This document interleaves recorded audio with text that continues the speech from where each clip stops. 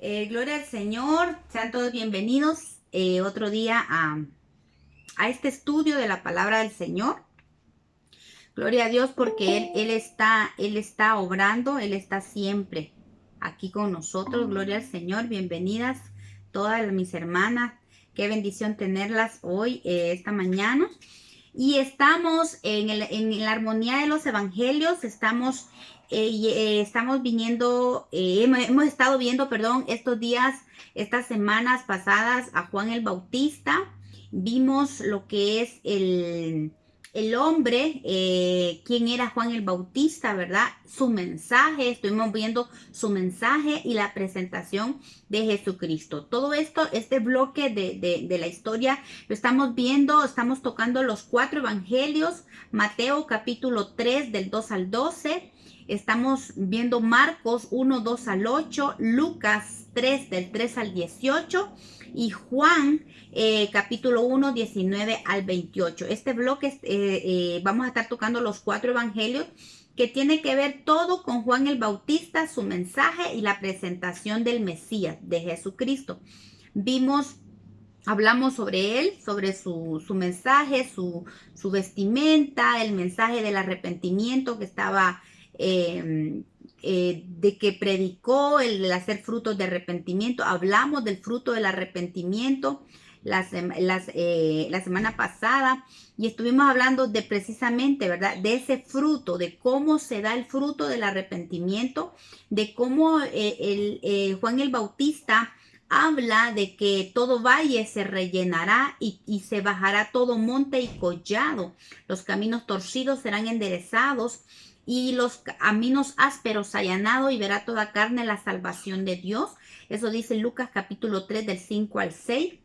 Entonces hablábamos que el fruto del arrepentimiento lleva al proceso de la limpieza para llevar más fruto, ¿verdad? Cuando el apóstol, cuando Juan el Bautista habla del hecho de dar frutos dignos del arrepentimiento, esto da paso a que la obra de Dios empiece a actuar en nuestra vida, a hacerse en nuestra vida, y entonces los valles tienen que ser rellenados, los montes tienen que ser bajados, los montes y los collados, todo tiene que llegar al nivel del reino de Dios, al nivel del mensaje de la palabra, del evangelio de Cristo, ¿verdad? Los caminos que el Señor va permitiendo que los caminos torcidos sean enderezados. Esa es la obra del Espíritu en nuestra vida, en todo hijo de Dios.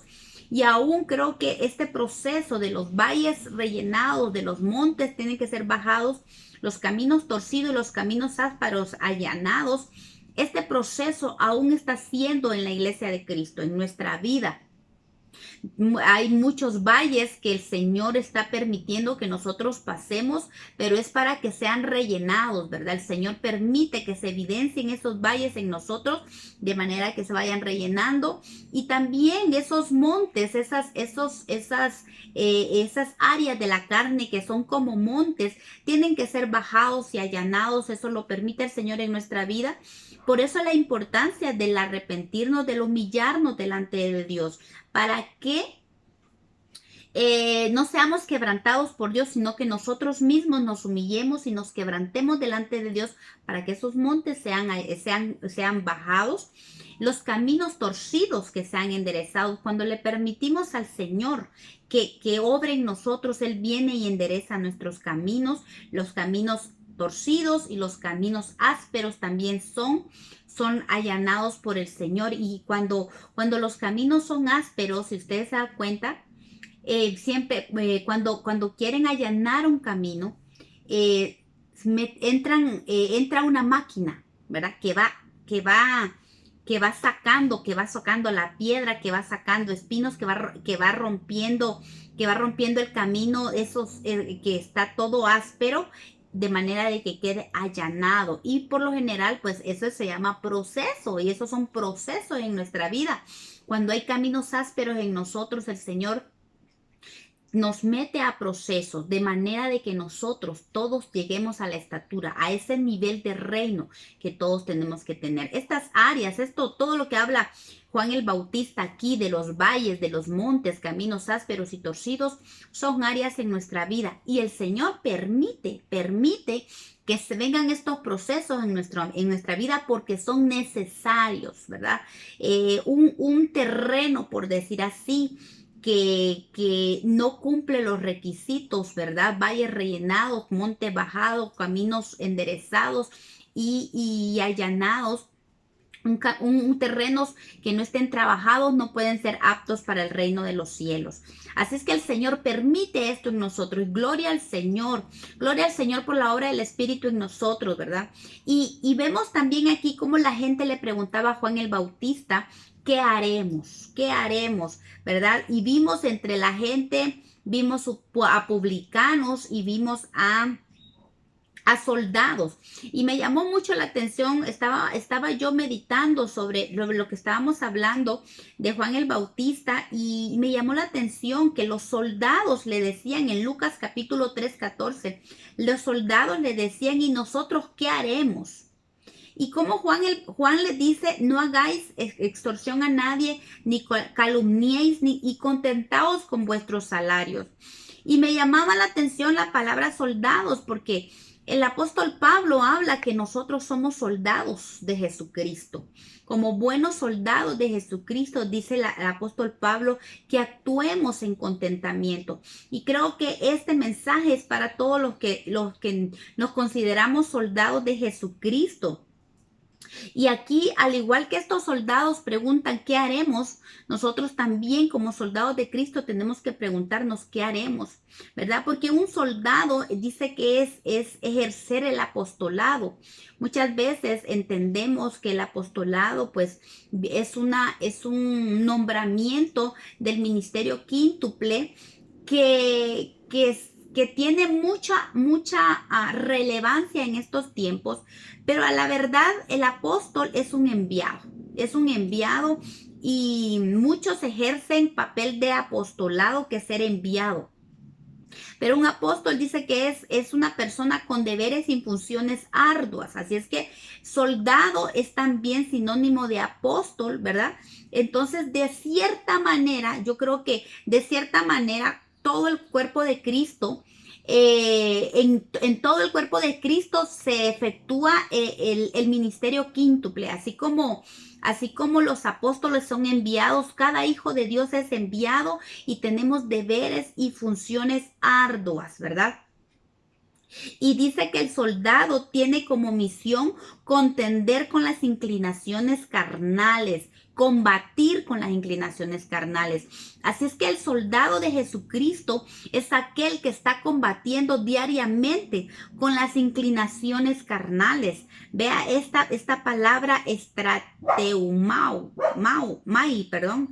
estrateumai, es la palabra griega para soldado y conlleva todo esto, ejercer apostolado, contender con las inclinaciones carnales, ¿verdad? Es una persona con deberes y funciones arduas, porque el reino de Dios, dice la palabra que sufre violencia y solo los violentos la arrebatan. Aquellas personas que se comprometen con el reino, que sabe que tienen deberes y funciones y no son funciones suaves. El reino de Dios, hay que trabajar en el reino de Dios. El Señor nos ha dado una salvación tan grande y el escritor de Hebreo dice que trabajemos, que temamos y temblemos, y que cuidemos esta salvación tan grande. Todo soldado de Jesucristo,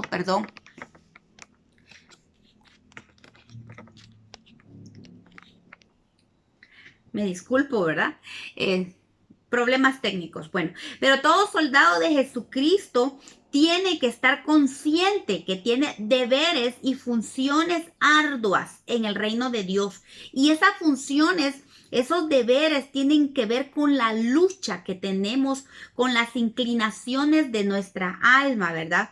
Segunda de Timoteo, capítulo 2, verso 3 al 4, le dice el apóstol Pablo a Timoteo, tú pues sufre penalidades como buen soldado de Jesucristo. Esto nos habla de que todos los que somos soldados de Jesucristo vamos a sufrir penalidades. El reino de los cielos, el reino de Cristo, este evangelio que se nos ha predicado y que seguimos predicando, es un evangelio que tenemos que trabajar arduamente. Y en el evangelio vamos a sufrir penalidades, porque como buenos soldados de Jesucristo dice que ninguno que milita se enreda en los negocios de la vida. El ser soldado de Jesucristo implica que nosotros tenemos que enfocarnos en el reino de Dios. Tenemos que enfocarnos que nuestra vida, nuestra mirada no esté puesta en los negocios de la vida. Dice que los soldados de Cristo no deben enredarse en los negocios de la vida, a fin de agradar a aquel que nos tomó por soldados. Miren qué tremendo que nuestra meta, la meta como soldados de Cristo debe ser agradar a aquel que nos llamó, agradar a aquel que dio su vida por nosotros. Y ahora nosotros estamos en este reino hermoso que es el reino de Jesucristo, un reino poderoso. Tenemos que saber cuál es nuestra identidad. Los soldados de Cristo no se enredan en los negocios de la vida. Por eso Juan el Bautista le dijo a los soldados: no extorsionen y no calumnien, sino que tengan contentamiento con su soldado, con su sueldo, perdón. Como soldados, estas cosas son importantes en nuestra vida. Tenemos que prestar atención en esto que Juan les hablaba a los soldados. Si usted se considera un soldado de Jesucristo que está peleando la buena batalla de la fe, es importante que prestemos atención precisamente en esto. Y la palabra extorsión, los soldados decían: ¿qué haremos? ¿Qué haremos? Y esta palabra ¿qué haremos? Es la palabra griega poieo, que significa practicar, ejercer, enderezar, lavar o conducir. Ellos prácticamente estaban diciendo: ¿qué podemos hacer? ¿Cómo debemos actuar? ¿Cómo debemos conducirnos? ¿Cómo tenemos que vivir una vida de rectitud? Queremos enderezar nuestra vida. ¿Qué tenemos que hacer para lavar nuestros pecados? ¿Qué tenemos que hacer para enderezar cómo conducirnos en esta vida nueva que Dios quiere que nosotros vivamos? Y extorsionar, dice que extorsión es intimidar para sacar provecho. El Señor nos manda que nuestro corazón sea afable, que nuestro corazón sea puro, que nuestro corazón sea recto delante de Dios y delante de quienes nos conducimos, de quienes nos rodean. Que las personas vean que nuestro corazón no está enfocado en ver qué sacamos de los demás, ¿verdad? ¿Qué vemos? ¿Qué podemos sacar? ¿Qué provecho podemos sacar de X o de Y situación? Sino que nuestro corazón sea de servir, seamos servidores unos de otros, que seamos servidores precisamente, que veamos en qué podemos servir a nuestros hermanos, más que ver qué provecho sacamos. Los soldados intimidaban para sacar provecho, nosotros no. El soldado de Jesucristo tiene que tener un corazón de servicio, un corazón de siervo para ayudar a otros, no ver qué sacar de ellos. Dice no calumniar. Calumniar es defraudar, es atribuir falsa y maliciosamente a alguien palabras, actos o intenciones deshonrosas. Cuando en nuestros labios está el hablar mal de nuestros hermanos, calumniar, ¿verdad? Defraudamos a nuestros hermanos y defraudamos a Dios. Porque cuando hablamos de nuestros hermanos, estamos hablando de hijos de Dios. ¿Qué pasa cuando alguien habla de nuestros hijos? ¿Acaso nosotros, por mucho que sea un familiar, miren, aún no es que sean nuestros padres, que hablen mal de nuestros hijos, no nos gusta? No nos gusta que alguien venga y nos diga: tu hijo o tu hija es esto, lo otro. Aunque algunas veces tengan ciertos grados de verdad lo que nos dicen o hablan de nuestros hijos, no nos gusta. Entonces tenemos que ponernos a pensar, así como nosotros somos hijos de Dios, también nuestros hermanos son hijos de Dios. Entonces, ¿qué opina Dios cuando nosotros estamos hablando mal de nuestros hermanos? ¿Cómo estamos defraudando a Dios? Defraudamos a nuestro Padre al hablar mal de nuestros hermanos, ¿verdad? Defraudamos a nuestros hermanos y defraudamos a Dios. Y el Salmos 15 del 1 al 5 encontramos un fragmento de los requisitos de quienes habitarán en el tabernáculo, quienes moran en el monte de Sión, porque dice quién, Jehová. Pregunta el salmista, ¿quién habitará en tu tabernáculo? ¿Quién morará en tu monte? Y la respuesta del Señor es el que anda en integridad y hace justicia y habla verdad en su corazón. Y esto nos habla del corazón que debe tener un soldado de Jesucristo. Andar en integridad, que no se diga mal de él, que haga justicia, que no extorsione, sino que haga la justicia, que hable verdad, que su boca sea usada para hablar verdad y no para calumniar. Y mire, dice, el que no calumnia con su lengua. Esto es un requisito fundamental para aquellos que quieren habitar en el monte Sión, que quieren habitar en la presencia de Dios, el que no hace mal a su prójimo, no admite reproche alguno contra su vecino, aquel a cuyos ojos el vil es menospreciado, pero honra a los que temen a Jehová. El que aún jurando en daño suyo, no por eso cambia. Quien su dinero no da usura, ni contra el inocente admite cohecho. El que hace estas cosas no resbalará jamás. Y me llamó la atención porque este salmo habla específicamente de lo que un soldado debe ser. Y cuando alguien se enlista para ser un soldado, estos requisitos siempre hablan, les enseñan de la integridad que debe de haber en sus corazones. Se les habla, eso es en lo natural. Un soldado cuando estudia para ser un soldado, cuando se enlista en el ejército, se les habla de integridad, se les habla de que ellos están puestos para hacer justicia, que deben ser hombres íntegros con verdad en su corazón. Y sus labios no deben ser parte o deben participar en calumnias o en defraudar. Entonces me llama la atención porque habla de un corazón que sirve, un corazón que sirve. Y esto nos habla a nosotros de que un soldado es un siervo. Está puesto para servir. Eso es un soldado de Jesucristo. Recordemos que el mayor ejemplo que tenemos nosotros es Jesucristo. Él vino a servir. Él vino como el siervo sufriente. Él vino a sufrir como siervo. Él vino a servir a nosotros. Él vino a servir, a dar su vida por nosotros. Y ese es el ejemplo más claro que nosotros tenemos como soldados, como siervos de Cristo. Entonces, el ser soldado de Cristo no es algo que nosotros tomemos a la ligera. Juan el Bautista le dijo a los soldados cuál era su forma de conducirse y sobre todo tener un corazón lleno de contentamiento. Contentamiento es estar satisfecho, es que nos baste lo que tenemos. Tener contentamiento es no estar deseando más allá de lo que nosotros podemos tener, de lo que el Señor nos permite tener. Tenemos que aprender a tener contentamiento. Proverbios capítulo 19, 22 dice, contentamiento es a los hombres hacer misericordia. Interesante que el contentamiento, el proverbista lo asocie con la misericordia. Cuando nosotros actuamos como buenos soldados de Jesucristo, teniendo contentamiento con lo que Dios nos da, nosotros podemos practicar la misericordia hacia los demás. Dice Proverbios 29:10 que los rectos buscan el contentamiento, buscan su contentamiento, estar contento con lo que Dios ha puesto en sus manos o le ha concedido el Señor.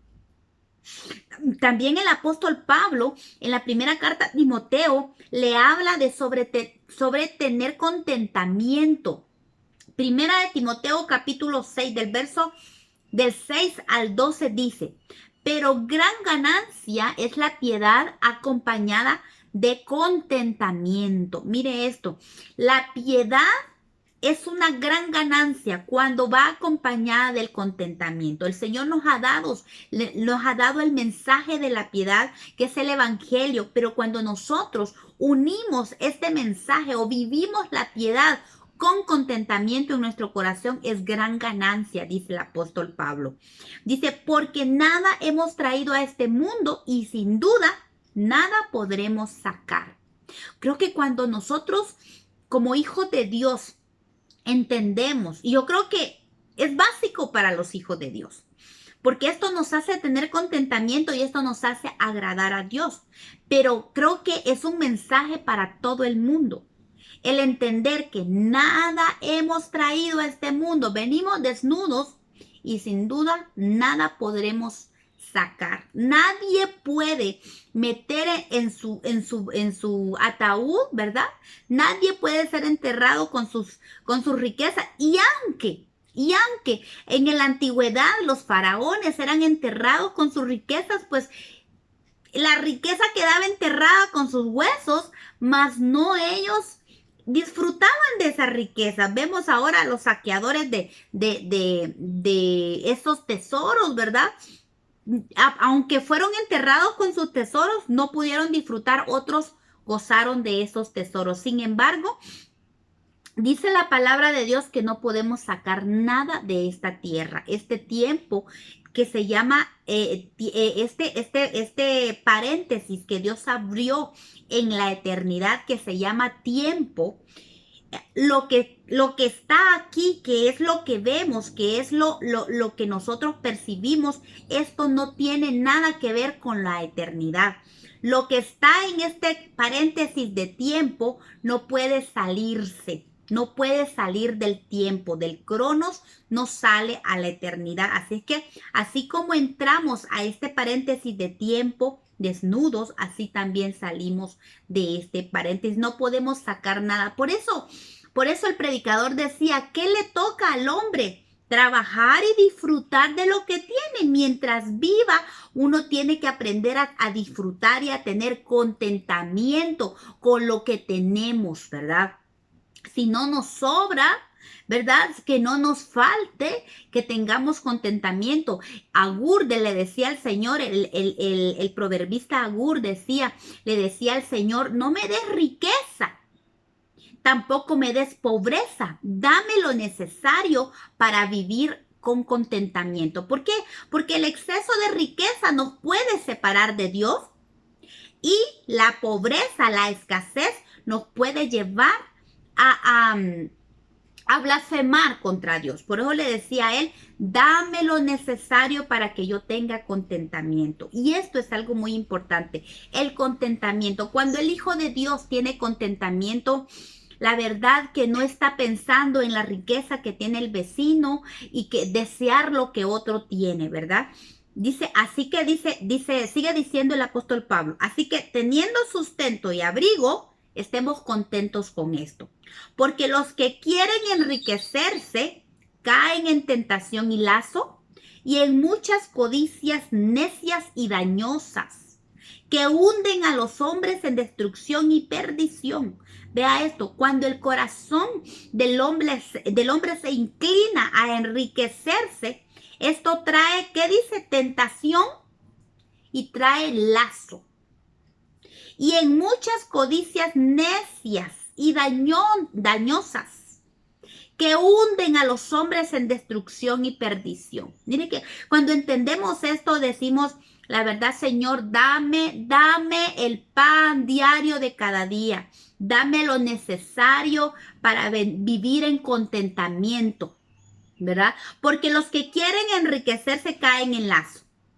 Y también dice, porque la raíz de todos los males es el amor al dinero. El problema de todos los males es el amor al dinero. No es sí el dinero. El dinero es necesario cuando nosotros sabemos tener contentamiento y usamos el dinero para lo que nosotros necesitamos o para ayudar a otros. Cuando usamos el dinero nosotros usamos el dinero, no el dinero nos usa a nosotros, aprendemos a tener contentamiento, dice, porque el cual, dice, el dinero, el cual codiciando a algunos se extraviaron de la fe. El dinero, cuando se le pone amor al dinero o cuando el dinero nos usa a nosotros, eso puede ser un peligro de extravío. Dice, muchos se extraviaron de la fe y fueron traspasados por muchos dolores.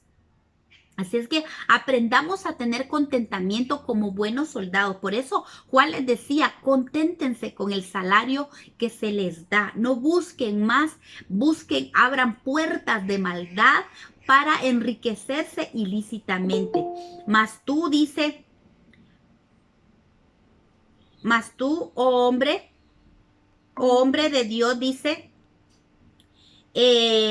hombre de Dios, huye de estas cosas y sigue la justicia, la piedad, la fe, el amor, la paciencia y la mansedumbre. Todo soldado de Jesucristo tiene que huir del amor al dinero, de la codicia. Tiene que huir de estos lazos de tentación que vienen por causa del amor al dinero. Dice, huye de estas cosas, le dice Pablo a Timoteo. ¿Y qué nos manda el Señor? A seguir la justicia. Cuando hay contentamiento, se sigue la justicia, la piedad, la fe, el amor, la paciencia, la mansedumbre. Pelea la buena batalla de la fe. Echa mano de la vida eterna, la cual asimismo fuiste llamado, habiendo hecho la buena profesión delante de muchos testigos. Como soldados de Jesucristo somos llamados a pelear la buena batalla de la fe. Esa es la que nos somos llamados. Nosotros tenemos que buscar, no enriquecernos, no codiciar, no buscar el dinero ilícitamente, sino echar mano de la vida eterna y pelear la buena batalla de la fe. Que nosotros seamos enriquecidos en fe, que seamos enriquecidos en amor, que seamos enriquecidos en paciencia y en mansedumbre. Esa es la riqueza que tenemos que buscar. Eso es echar mano de la vida eterna que es por medio de la fe. La fe es ingrediente tan esencial en nuestra vida. La palabra de Dios dice que sin fe es imposible agradar a Dios. Eso dice Hebreos capítulo 11. Sin fe es imposible agradar a Dios. Y como buenos soldados de Jesucristo, tenemos que pelear la buena batalla de la fe. Hay una batalla que está siendo librada y solo por medio de la fe nosotros podemos pelear esta batalla. Podemos no solo pelear, sino salir más que vencedores en Cristo Jesús. La fe que es en Cristo. Jesucristo le dijo a Pablo cuando lo llamó, esto está en Hechos, le dice, cuando el Señor llamó a Pablo, le dijo, yo quiero que prediques este evangelio porque para que muchos creyendo por la fe en Jesucristo puedan acceder al perdón de pecados y a la herencia de los santificados. ¿Ve? Qué interesante, la fe en Jesucristo nos lleva primeramente a perdón de pecados, ¿verdad? Por medio de la fe obtenemos el perdón de pecados, pero también la fe nos lleva a heredar conjuntamente con los santificados. Hay una herencia eterna. Por eso la fe es tan bella y va en aumento en nuestra vida. La fe empieza para perdón de pecados. Esa es la primera fe que recibimos de Cristo. Por la fe en Jesucristo accedemos al perdón de pecados para salvación, para justificación. Pero esa fe en nosotros tiene que ir creciendo. Jesucristo es el autor y el consumador de la fe. Como buenos soldados de Jesucristo tenemos que pedirle al Señor que aumente la fe en nosotros para que vaya creciendo y vayamos recibiendo ese fruto de fe. La fe se convierte en fruto en nuestra vida a medida que va creciendo en nosotros. Después, esa misma fe que es de Dios, que la recibimos como el grano de mostaza que viene de Dios, es la fe que viene de Dios. Esa fe se recibe como el don de fe, aumenta. Esa fe, luego que es fruto, se vuelve fruto del Espíritu, luego es un don de Dios. A medida que vamos creciendo en esa fe, se convierte en un don, y el don de fe nos permite hacer esas obras del grano de mostaza, decirle a los montes que se traspasen a la mar. El don de fe es el que obra en poder para hacer proezas, para hacer milagros, para hacer maravillas. La fe va creciendo en nosotros y la fe nos permite heredar.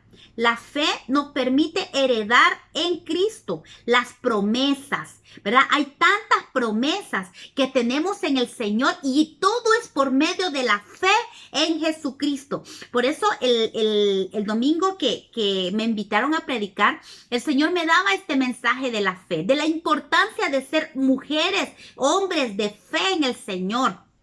Que la fe te lleva a concebir esas promesas que Dios nos ha dado. Y el ejemplo que da Hebreos es Sara. Sara dice que por la fe recibió fuerzas para concebir. La fe nos produce en nosotros esas fuerzas para concebir aquellas promesas que Dios tiene para nosotros. ¿Cuántas de nosotros estamos embarazadas de promesas por medio de la fe? Y ahí estamos creyendo. Y dice la palabra de Dios que Sara no solamente adquirió fuerzas para concebir fuera del tiempo, sino también para dar a luz. Cuando se había dicho que una anciana diera a luz, ella dio a luz fuera de tiempo. Y eso es lo maravilloso del reino de Dios, porque nosotros podemos entrar en un tiempo que no es el tiempo específico. Como les dije, estamos en un tiempo cronos. Y a mí me ha estado dando vuelta este mensaje del tiempo, de los tiempos de Dios, los tiempos kairos de Dios y el tiempo cronos, cuando muchas veces nos salimos del tiempo cronos y entramos al tiempo kairos, a los tiempos de Dios. Eso es maravilloso y eso solo se puede hacer por medio de la fe. La fe es la que nos abre, nos impulsa y nos mete a los kairos de Dios. Tal vez en este tiempo cronos que estamos muy limitados, por eso es la fe. La fe nos trasciende a lo imposible. El Señor le dijo a Sara, ¿cuál fue la palabra que impulsó a Sara para tener la fe de Dios? El mismo Dios le dijo, no hay nada imposible para Dios. Esa palabra que salió de la boca de Dios produjo en Sara esa fe para salirse del tiempo cronos y meterse al kairos de Dios, a los tiempos de Dios, porque Sara no pudo concebir en el tiempo natural. Ella tuvo que meterse a lo sobrenatural y fue la fe la que la metió a concebir en lo sobrenatural. Y no solo concebir en lo sobrenatural, sino también dar a luz la promesa en lo sobrenatural. Así que nosotros somos llamados como buenos soldados de Jesucristo a vivir en lo sobrenatural, a pedir la fe del Señor, a pelear la buena batalla de la fe. Que esa fe que nos impulsa a vivir. La verdad es que los soldados de Jesucristo no pueden limitarse a lo natural. Por eso es que el soldado de Jesucristo haya contentamiento, porque su mirada no está en las cosas de este mundo, sino en la vida eterna. Por eso dice, pelea la buena batalla de la fe, echa mano de la vida eterna.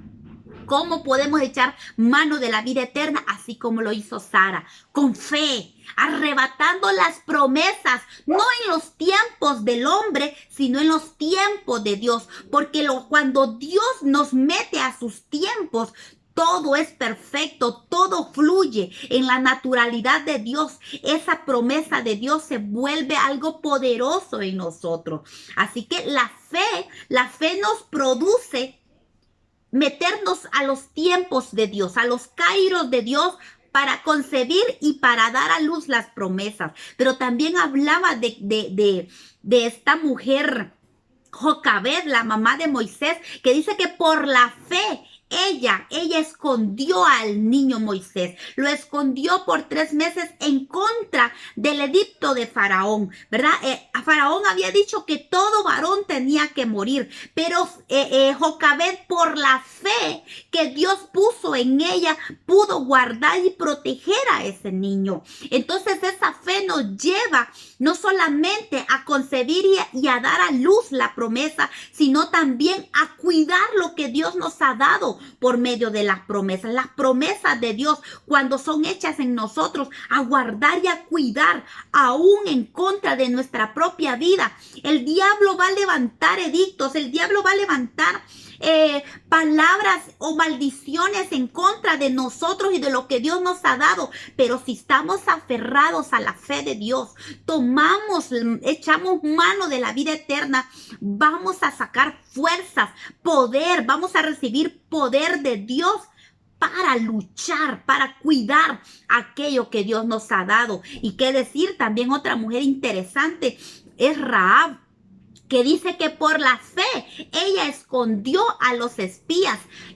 ¿Por qué? Porque ella tenía una meta, ella tenía una mira y era, ¿cómo se llama? Guardar la vida, no solo suya, sino también de todos los de su casa. Y eso nos habla muchísimo, que la fe nos impulsa a pelear y hacer actos que tal vez para otros son contrarios, pero son actos de fe que nos llevan no solamente a buscar nuestra propia salvación, a cuidar esta salvación que hemos recibido, sino también a luchar por los nuestros. No solamente la promesa es para nosotros, también es para los nuestros. Y miren qué interesante, porque Rahab no solo creyó por la vida de su familia, también creyó por sus bienes, por las cosas que les pertenecía a ellos. Ella le dijo a los espías: prométanme que van a perdonar la vida de mi vida y la de mi familia, de mis padres y hermanos, y ustedes tampoco van a tocar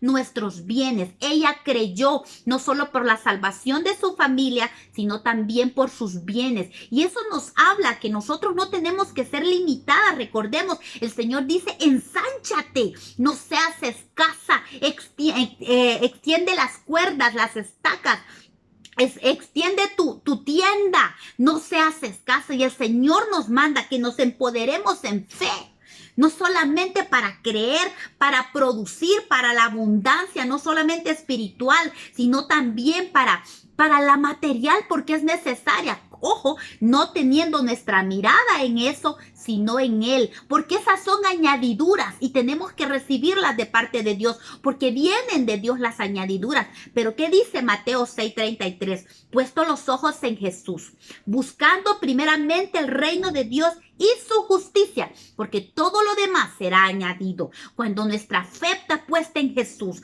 cuando esta fe trasciende y va aumentando en nuestra vida para concebir, para dar a luz, para proteger, para extender esa salvación y esas promesas para los nuestros y para lo que nosotros tenemos. Esa fe es eso es pelear la buena batalla de la fe. ¿Y qué decir de aquellas mujeres que dice Hebreos? Me gustó porque yo le decía al Señor: ¿y quiénes son esas mujeres? Hebreos capítulo 11 nos dice que hubieron unas mujeres que por la fe recibieron, dice, por la fe las mujeres recibieron sus muertos mediante resurrección. ¿Qué mujeres fueron esas, le digo yo al Señor, que recibieron a sus muertos mediante resurrección? Y es que muchas veces hay cosas que tal vez en su vida o en mi vida ya murieron, pero la fe en Jesucristo, la fe que viene de Dios, es capaz de regresarnos lo que ya murió.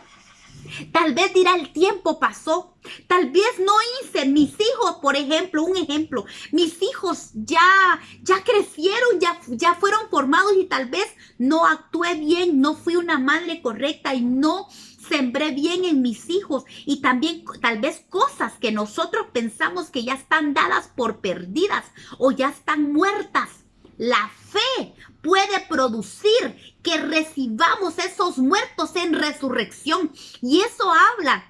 Esta palabra me llevó a dos ejemplos del Antiguo Testamento con los profetas Elías y Eliseo. Fueron dos hombres que actuaron en dos mujeres y les regresaron a sus hijos que habían muerto y se los regresaron vivos, ¿verdad? Porque creyeron en una palabra que Dios les había dado, porque creyeron en una promesa que Dios les había dado.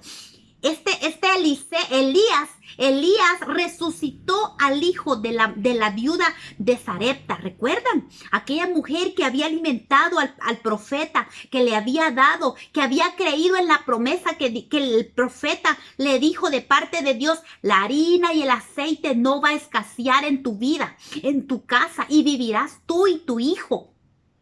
¿Y qué pasó? Dice que el hijo de esta mujer enfermó y murió. Pero Elías, con el poder del Señor, resucitó a este joven y se lo entregó a esta mujer. ¿Por qué? Porque ella había tenido fe. Fe para darle de comer a lo último que ella tenía para ella y para su hijo. Se lo entregó a Dios. Por fe ella recibió la palabra del profeta y se lo entregó a Dios. Y ella recibió por esa fe que ella tuvo, ella recibió a su hijo muerto en resurrección. Y el Señor le devolvió a su hijo ese acto de fe. ¿Qué necesitamos nosotros? Tener fe, porque ¿qué sabemos? Si la fe que el Señor está produciendo en nosotros va a resucitar algo que en el futuro se muera. La fe en Dios es la fe que trasciende lo imposible, porque para Dios no hay nada imposible. El acto de fe de la viuda de Sarepta le produjo o la activó para que la resurrección viniera a su vida, para aunque entró muerte a su casa, también Dios provocó vida a raíz de la fe de esa mujer. ¿Y qué decimos de la mujer de Sunamita? Aquella mujer que el profeta Eliseo le dijo que le iba a dar un hijo porque había una necesidad en ella, era grande, su esposo era mayor, era una mujer acomodada y ella dijo: voy a hacer algo para el profeta, y hizo algo en fe.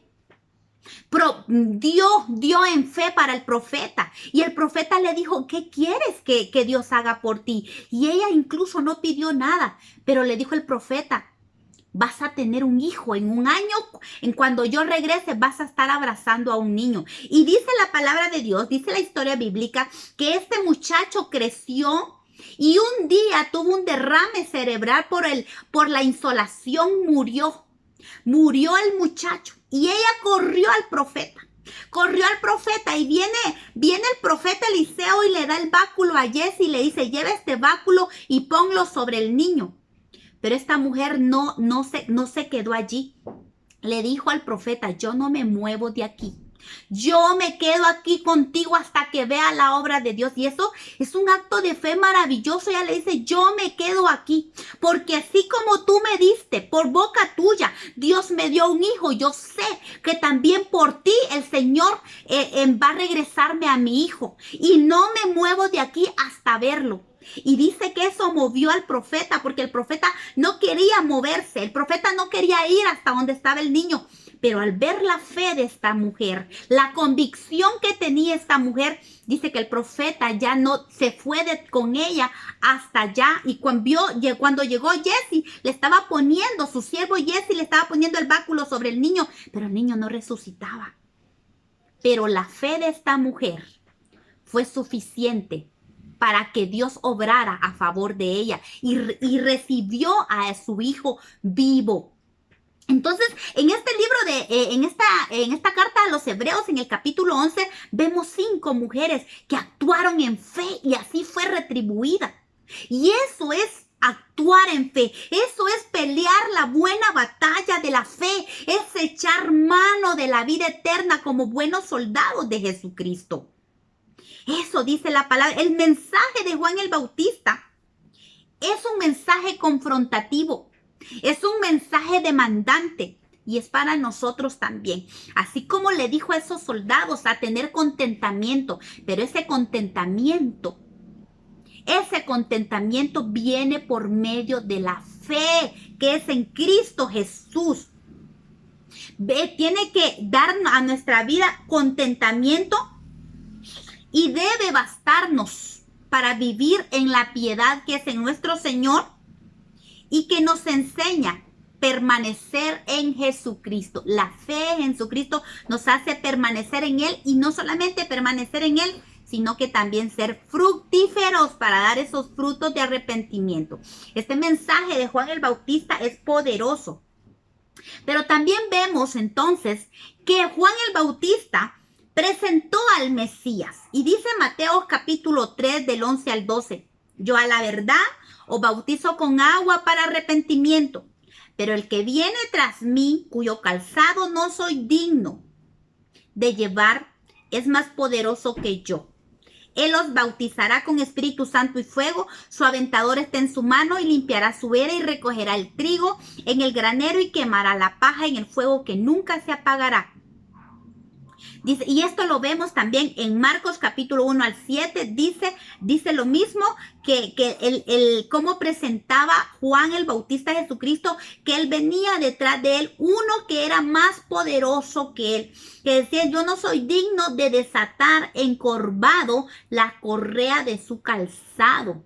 Mateo dice, de llevar el calzado, pero Marcos enfatiza y dice, encorvarme, en acto de humillación, ni siquiera. Miren, esto me gusta, que Juan el Bautista tiene una humildad asombrosa. Él dice, no soy digna ni siquiera de postrarme, de encorvarme, de adorarlo. No somos dignos de adorar al Señor. Él dice, yo no soy digno ni siquiera de encorvarme adorando para desatar la correa del calzado de este hombre poderoso que venía detrás de él. Interesante la humildad de Juan el Bautista, ¿verdad? Y él decía, al momento de presentar al Mesías, él decía, yo a la verdad os bautizo en agua, pero el que viene uno más poderoso que yo detrás de mí, ¿verdad? Es un ejemplo para nosotros, esta humildad, que tenemos que ver que somos hechos, fuimos creados para la alabanza de su gloria. Nosotros fuimos reservados para el servicio de su reino. Es entender que es por gracia. Esto no depende de nosotros, no depende de usted, no depende de mí. Porque ¿quiénes somos nosotros? Somos criaturas inmerecedoras del amor de Dios y de su gracia. Hebreos capítulo 2 verso 6 dice, en algún lugar alguien testificó diciendo, ¿quién es el hombre para que te acuerdes de él? O el hijo del hombre para que le visites. ¿Quiénes somos nosotros? Somos simples criaturas. Pero a Dios le ha placido, dice, le hiciste un poco menor que los ángeles, pero le coronaste de gloria y de honra y lo pusiste sobre las obras de tus manos y todo lo sujetaste bajo sus pies. Esto se llama gracia, esto se llama amor, es misericordia de Dios. No somos nada nosotros, somos simples criaturas, pero a Él le ha agradado darnos vida por medio de Jesucristo. A Él le ha agradado coronarnos de gloria y de honra por medio de Jesucristo. Y nos puso, se dice, sobre las obras de sus manos. Qué autoridad el que el Señor le ha dado al hombre. Pero de entender que somos simples criaturas. No es para que nosotros nos llenemos de orgullo, ¿verdad? El orgullo hace que nosotros nos alejemos de Dios. Dios nos mira de lejos cuando nos llenamos de orgullo. Qué terrible es cuando el Hijo de Dios se llena de orgullo, porque el Señor le ha dado algo, porque el Señor le ha dado dones, porque el Señor le ha permitido servirlo. Qué terrible es ver cuando el Hijo de Dios se enaltece a sí mismo, creyendo que es mayor que los demás. Qué terrible cómo el enemigo viene y llena el corazón de muchos hijos de Dios para llenarse de arrogancia. Miren, Juan el Bautista es un ejemplo extraordinario. Miren, este hombre, dijo el Señor Jesús que no había hombre más grande, no hay profeta más grande que Juan el Bautista.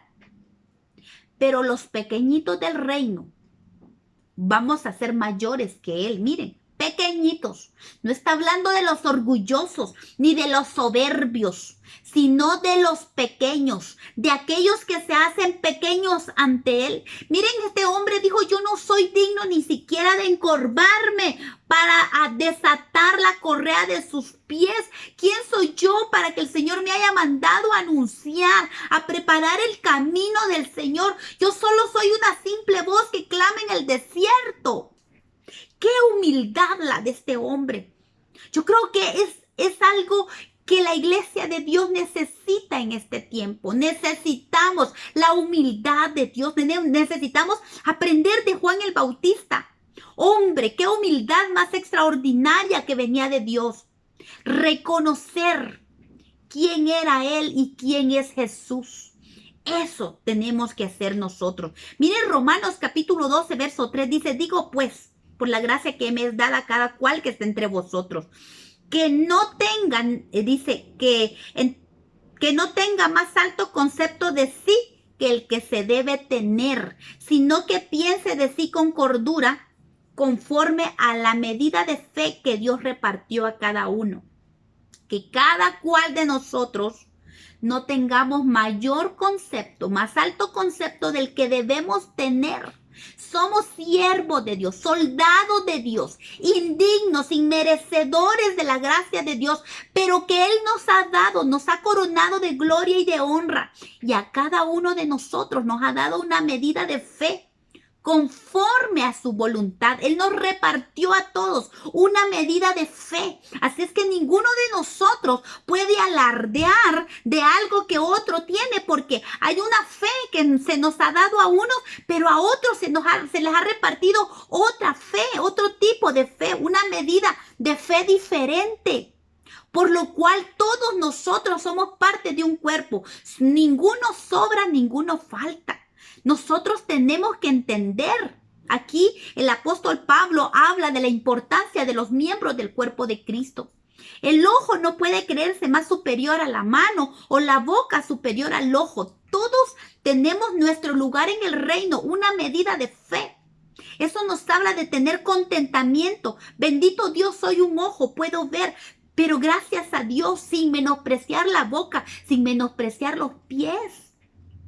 Cada uno tenemos que tener la medida de fe. Tenemos que pensar, dice el apóstol Pablo, con cordura de cada uno de nosotros. Pidámosle al Señor la humildad, ese manto de humildad. El manto de humildad, yo le digo al Señor que pese, que la humildad pese, que ese manto que solo viene de Dios, pese tanto sobre mí que no permita levantarme la cabeza. Que sepa siempre, que me mantenga siempre con mis pies bien puestos en la tierra, bien puestos, sabiendo quién soy, sabiendo que lo que soy es por gracia, es por Él, todo es por Él y por medio de Él. Que pidámosle al Señor la humildad al estilo de Juan el Bautista. ¡Qué hombre más extraordinario! Y vino a abrir el camino del Señor. ¡Qué lindo! Y él habló de que él solo bautizaba con agua para el arrepentimiento, pero que el Mesías, él iba a venir a traer el bautismo del Espíritu y de fuego. Recordemos, el bautismo de agua es una señal de arrepentimiento. Este bautismo fue ministrado por Juan el Bautista y ahora es ministrada por la iglesia de Dios, ¿verdad? Pero es un acto que nos lleva a cumplir la justicia de Dios, que tiene un grande y profundo significado espiritual en nosotros. El bautismo en agua que vino a predicar Juan el Bautista. Dice Romanos 6, 3 al 4, ¿o no sabéis que todos hemos sido bautizados en Cristo Jesús? Hemos sido bautizados en su muerte, porque somos sepultados juntamente con Él para muerte por el bautismo, a fin de que como Cristo resucitó de los muertos por la gloria del Padre, así también nosotros andemos en vida nueva.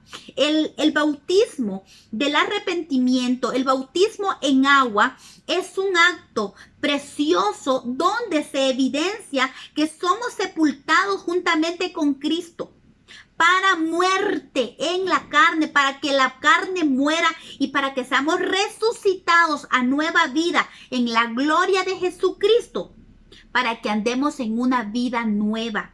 Pasamos de muerte a vida. Eso es lo que hace el bautismo en agua. Pero también Juan habló del bautismo superior, que no es que menospreciemos el bautismo en agua, pero es parte del proceso del Hijo de Dios. Tiene que pasar el bautismo en agua, pero también le es necesario el bautismo de Cristo, el bautismo que Cristo da, que es en el Espíritu Santo y fuego. Y este bautismo de Cristo nos capacita para ser testigos de Él. En Hechos capítulo 1, verso 8, el mismo Jesucristo dijo: pero recibiréis poder cuando haya venido sobre vosotros el Espíritu Santo, y me seréis testigos en Jerusalén, en toda Judea, en Samaria y hasta lo último de la tierra. En Hechos capítulo 2 se revela la maravillosa venida del Espíritu Santo en su ministerio poderoso a favor de la iglesia. En el Antiguo Testamento vemos el poder del Espíritu Santo manifestándose, actuando juntamente con el Padre, el tiempo de la manifestación del Padre. Luego vino el tiempo de la manifestación del Hijo, el ministerio del Hijo, acompañada por el Espíritu Santo. Pero en el tiempo del día de Pentecostés, ese fue el tiempo donde inicia el ministerio específico del Espíritu Santo. Él vino a la tierra a quedarse aquí con nosotros. Fue un día extraordinario y Él se presentó.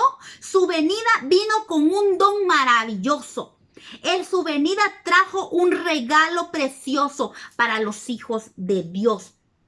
Dice que la evidencia relevante entre los 120 que estaban reunidos en el aposento alto fueron lenguas que fueron repartidas como de fuego sobre todos ellos. Por eso la palabra de Dios dice que las lenguas son el don del Espíritu Santo. Es la evidencia de la presencia del Espíritu Santo. Cuando el Espíritu Santo vino a iniciar su ministerio a la tierra a favor de la iglesia, Él vino con un don, con el don del Espíritu. Y en el libro de los Hechos vemos cuando la palabra de Dios y los apóstoles hablan del don del Espíritu Santo, del regalo del Espíritu Santo, hablaba de las lenguas. Las lenguas es el don del Espíritu. A partir de ese don también vienen otros dones que son repartidos por el Espíritu.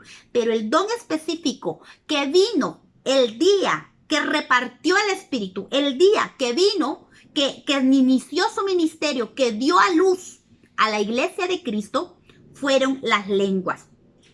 Y es la evidencia de la presencia del Espíritu.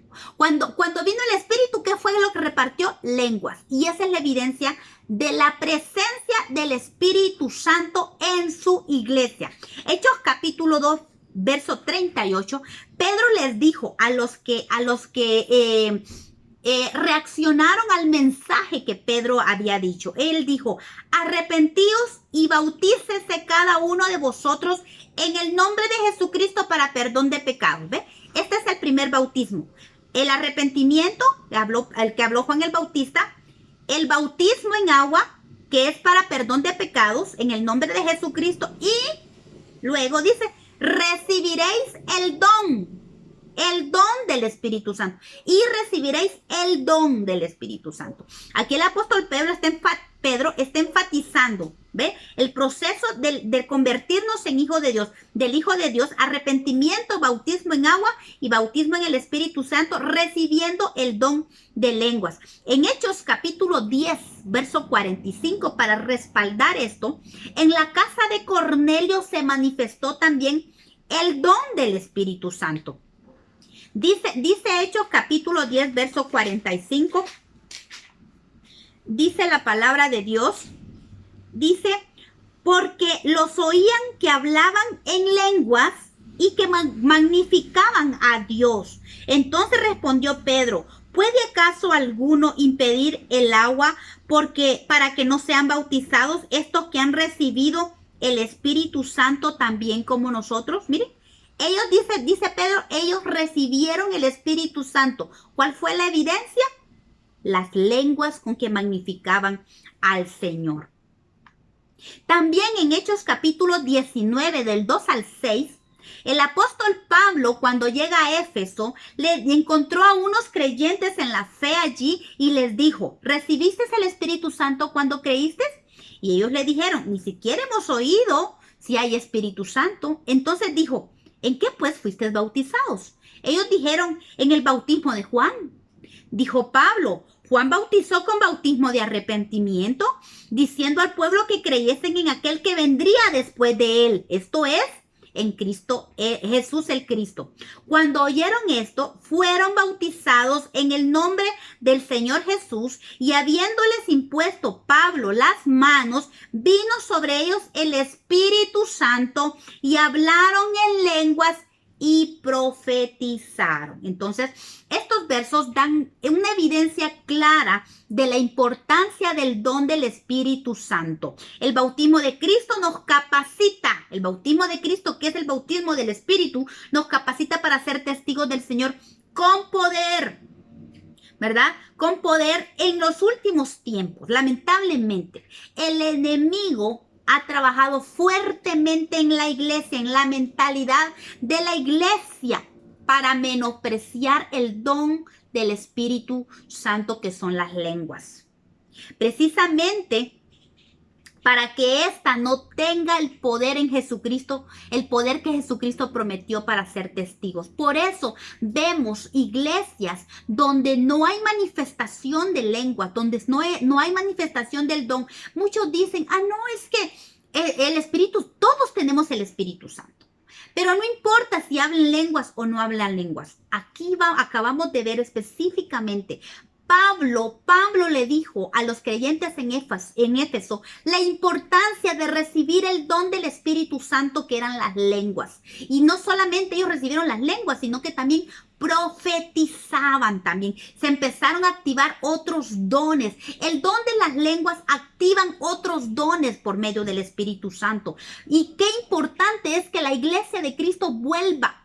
A veces uno dice la iglesia primitiva, pero miren, la iglesia del principio, diría yo, porque primitivo parece que ellos estaban atrasados. Todo lo contrario, ellos fueron abundados en poder. Ellos trastornaban el mundo. Yo diría que nosotros, la iglesia de Cristo ahora, no somos ni la sombra de lo que es la iglesia, que fue la iglesia del principio. Pero hay una promesa maravillosa, que la gloria postrera de esta casa será mayor que la primera. ¿Por qué? Porque el Espíritu Santo se ha de manifestar. Así es que es necesario que volvamos al don del Espíritu Santo. Es necesario. Y si usted, hermana que me escucha, o hermano que me escucha, no ha recibido el don del Espíritu Santo, pídalo. Pídalo a Cristo. Jesús es el que bautiza. Juan el Bautista dijo: Jesús os bautizará con Espíritu Santo y fuego, poder de Dios, unción de Dios para obrar en el Espíritu. Necesitamos la iglesia de Cristo, necesitamos el poder del Espíritu, el bautismo del Espíritu y el fuego del Espíritu en la iglesia para poder trastornar al mundo. Necesitamos, pero hay incredulidad. ¿Y sabe qué es lo que más terrible? Que la incredulidad es la que evita que se manifieste el don de lenguas en el Hijo de Dios. Así es que si usted no tiene el don del Espíritu, que son las lenguas, pídala al Señor, pida a Cristo al Señor y eche de su vida la incredulidad, porque la incredulidad es la piedra de tropiezo para que los hijos de Dios no hablen en lenguas. La incredulidad, ¿será que son lenguas de Dios? ¿Será que son mis lenguas? Por favor, pídale al Señor echar fuera, pídale perdón al Señor por la incredulidad.